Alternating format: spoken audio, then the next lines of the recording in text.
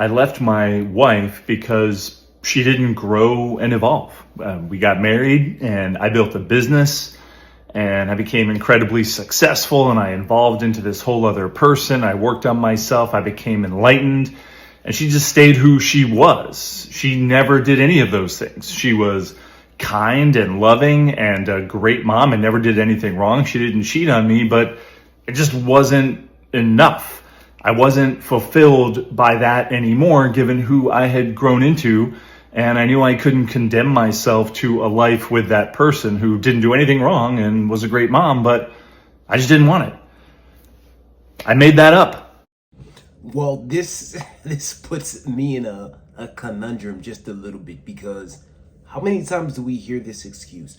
How many times do people just blatantly come out? And when I say people, I'm speaking about women generally. People will come out and they'll say, I wasn't happy. They didn't do anything wrong. They did everything they were supposed to do, but it just still wasn't enough.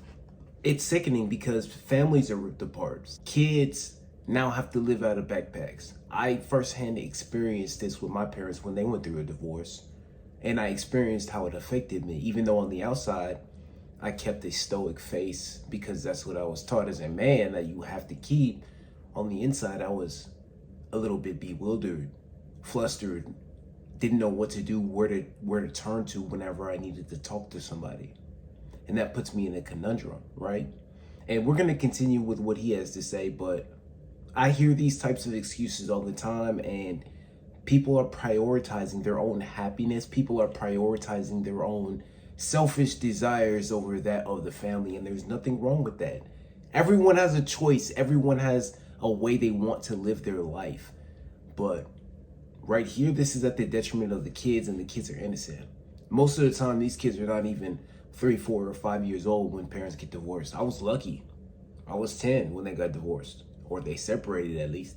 So I got to experience great years with both of them together, and that's how it shaped my outlook on life as it is. But let's get some more of this, gentleman. Never hear men say that as the reason for divorce, but you hear it from women regularly. So I want to know why. Ladies, expound upon that reason for leaving your husband. And men, did you ever feel that way, but you just never pulled the trigger? Was that a thought that crossed your mind? I want to know. Hit me up in the comments. It's one of those things, again, that I struggle to grasp. I struggle to understand because, in essence, we're always taught that family is the backbone of any society. And because that backbone is in jeopardy, because we're not even set up to live in an environment to where there are 2-parent households, there's much more incentive for us as a people to live separate than together. You have Section 8.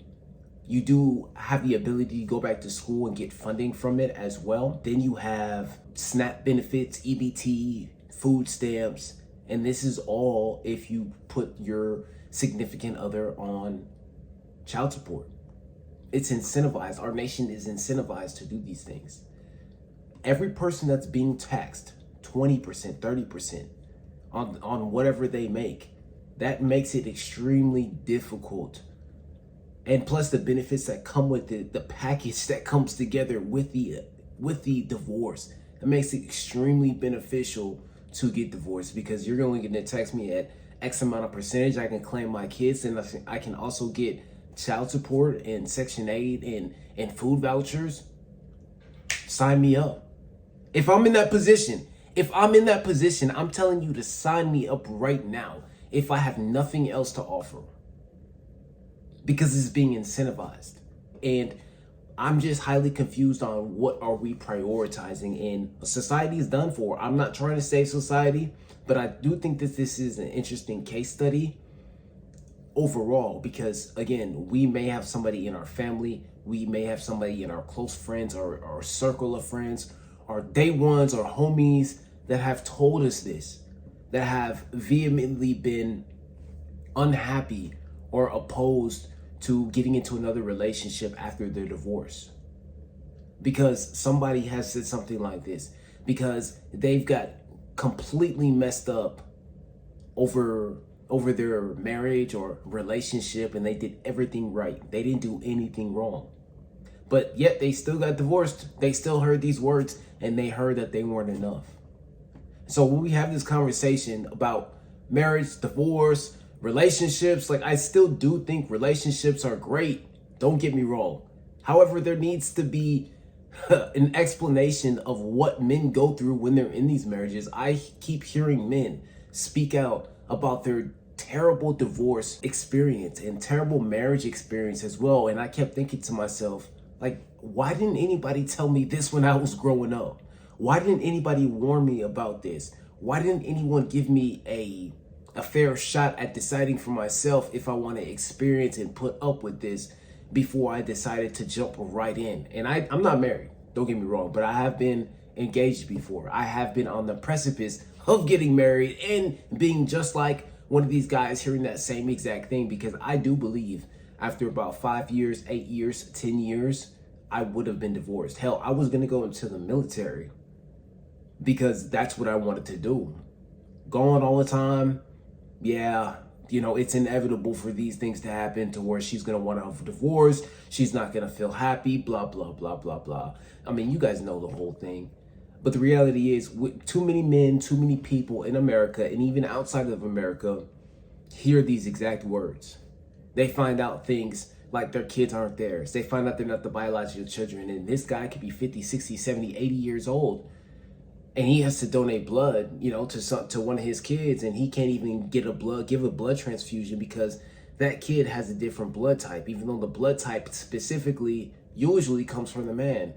There's only one person that's available, that's the mother. And she can't give blood because she's, on the precipice of dying herself. She's not as healthy herself.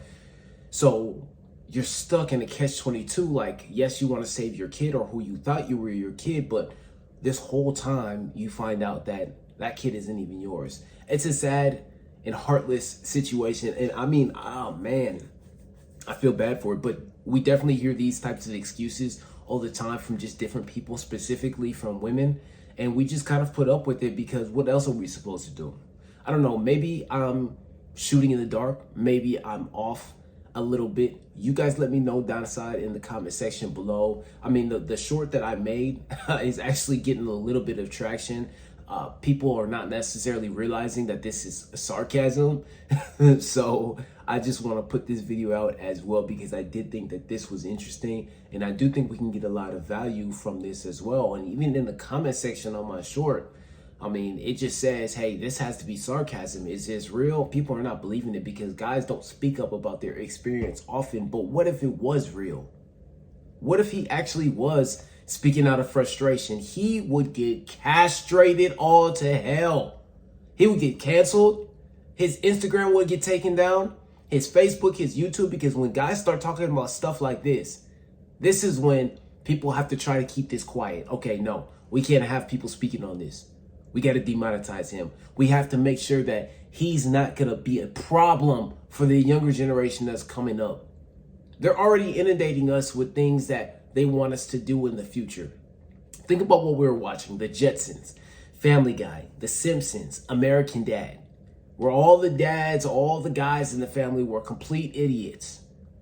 They're doing the same thing to the next generation of kids. They're doing the same thing to the next generation of people that are supposed to be following the social norms. They want to push this on us because simply it's profitable.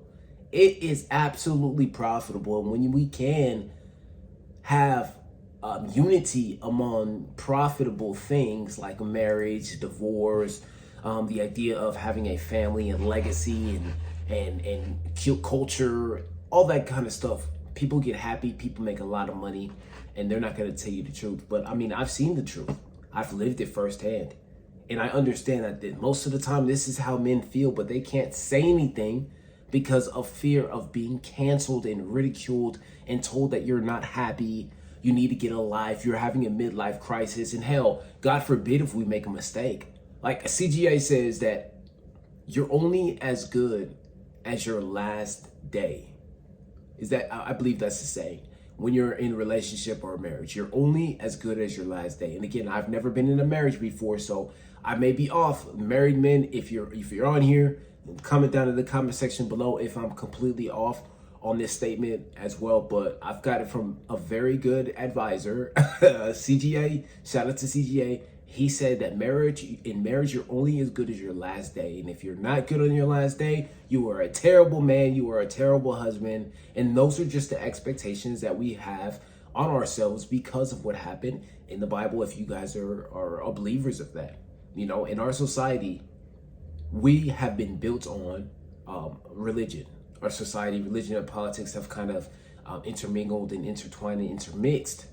And we've gotten more secular and away from the religious sector of things. And now we have forgotten a little bit of understanding on why we're in this position in the first place. So I'm here to bring some light. I'm here to bring down a little bit of the confusion that is being had.